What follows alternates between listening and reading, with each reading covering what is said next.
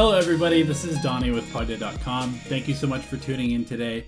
Today's video is going to be on a topic that we got a couple questions about on Discord, and it was something that I found kind of an interesting topic, and that is how to actually learn a new hero.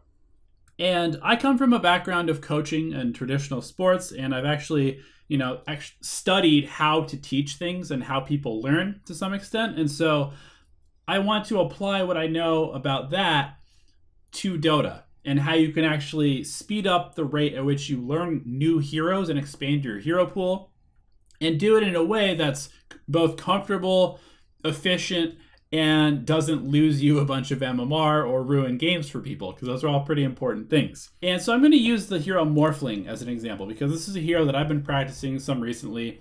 So the first thing that I would do if I want to learn Morphling is I would just familiarize myself with the skills. And I'm not just going to read them. I mean, you should read them, obviously. You should kind of have an idea of what they do at each level.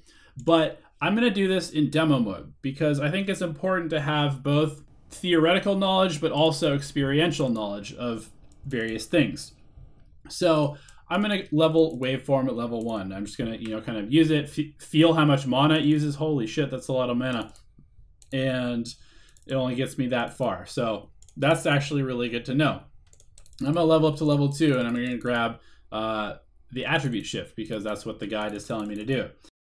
And we have our guide here, which, you can use outside resources to learn stuff. You can go on Dota Buff and look at your favorite pro player. You could watch a guide. We have a guide on Morphling, and we have a second guide on Morphling coming out very soon.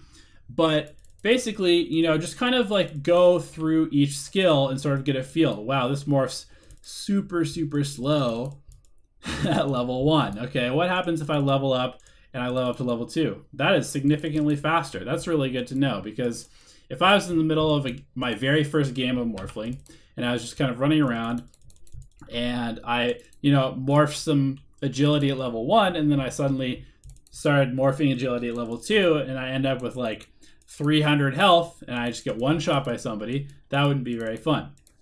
Another thing to know is that each hero controls slightly differently. They have different turn rates. Morphling's turn rate is pretty fast, actually, which is really cool. It makes him feel kind of like he's drifting around. And so getting used to that kind of thing is really important. Getting used to their attack animation and how you can cancel it and what the range is like is also really important. You don't want to just be learning this stuff against another human who's denying creeps and owning you in lane and hitting you in the face, just because it makes it way harder to actually focus on little things. So I'm getting a pretty good feel for this last hit animation because there's nobody challenging me. So then let's see, I want to know whether my waveform can kill this creep. Cool, it can. That's nice to know. Get that last hit, get that last hit.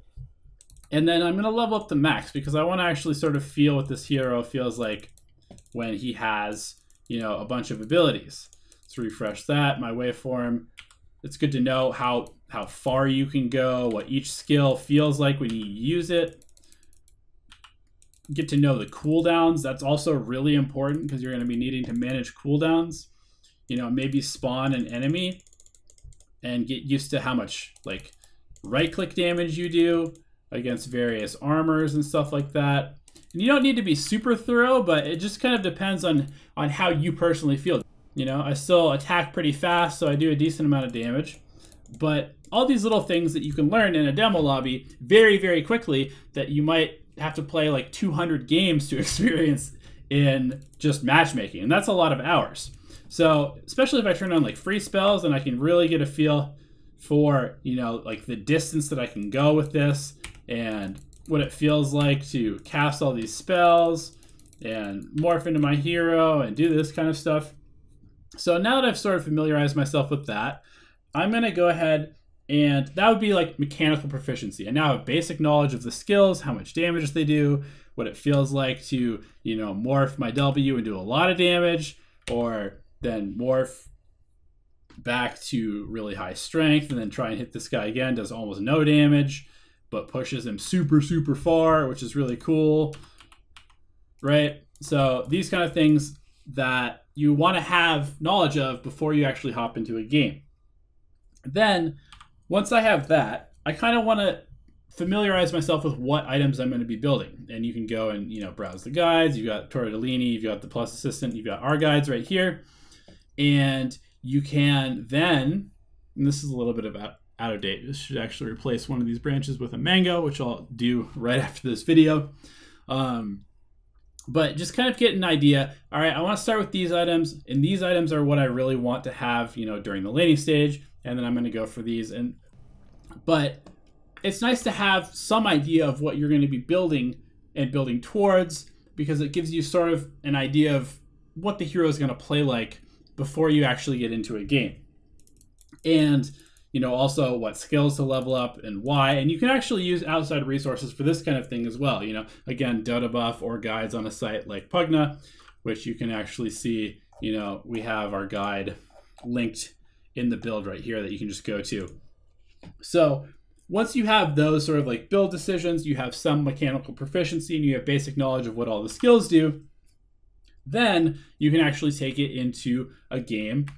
And I would probably suggest playing against bots first. Just play against bots 1 or 2 games. You don't need to play a ton of bot games, but just get a feel for the hero in a real-ish game scenario without the pressure of playing against humans and, feeling bad if you mess up in front of other people. Because I know that's something that a lot of people struggle with in a game like Dota.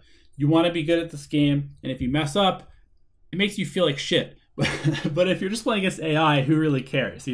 Maybe you feel like more shit because you're losing to a bot, but probably not, and hopefully that doesn't happen.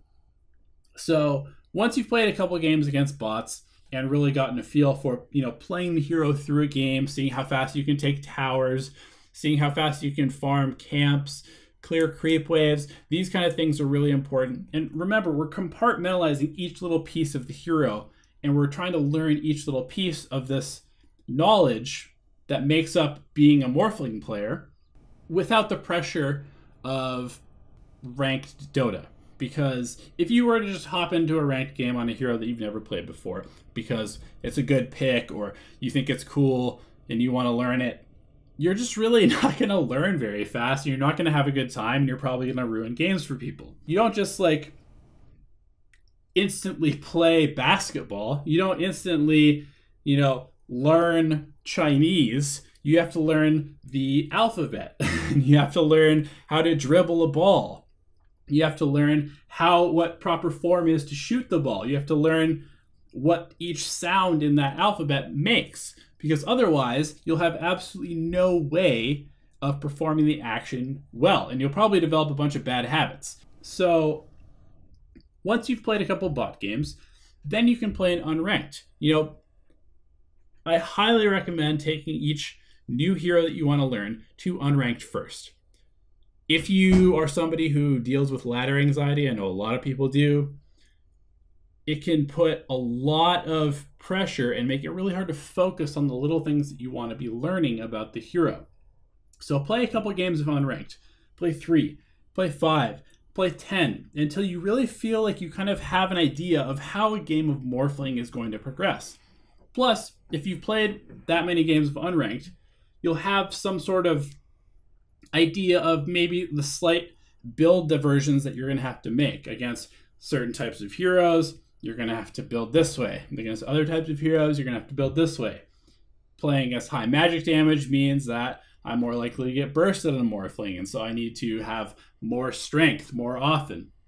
These kind of things are really important to experience. And again, I find that experiencing these things without the pressure of this, ranked MMR number on hanging over your head all the time can really kind of help you grow more quickly. And again, that's the whole thing. If you were to just try to learn Morphling from scratch, you've never played it before, and you just played and played and played and played and played and played and played, you'd eventually get pretty good at the hero. But you can significantly speed up the process by taking this more systematic approach. And I think everybody kind of has this feeling that Dota is a game that takes a lot of time. It's a big time investment. And we all just want to play the game. And so it's really easy to kind of overlook this process because you're like, I don't want to spend 15 minutes, learning about the hero in demo mode. But remember, if you spend those 15 minutes learning about the hero in demo mode and perfecting, that waveform range, you'll get like 20 or 30 games worth of practice in 15 minutes in the demo mode, as far as using the skills, as far as using the items, as far as comboing skills and items together. Once you've played your unranked games and you've kind of maybe now experienced the hero in a real setting, let's go ahead and, let's actually look maybe at some outside resources now. So maybe you have some specific questions. Maybe you can now start looking at some pro replays. How does this person lane? How does this person deal with this situation? You can go in and, hop on Pvgna and learn the very specific parts of the hero, like who it's good against, how to avoid ganks while farming, that kind of thing. These specific questions that you might have about the hero that you've sort of developed through playing the game.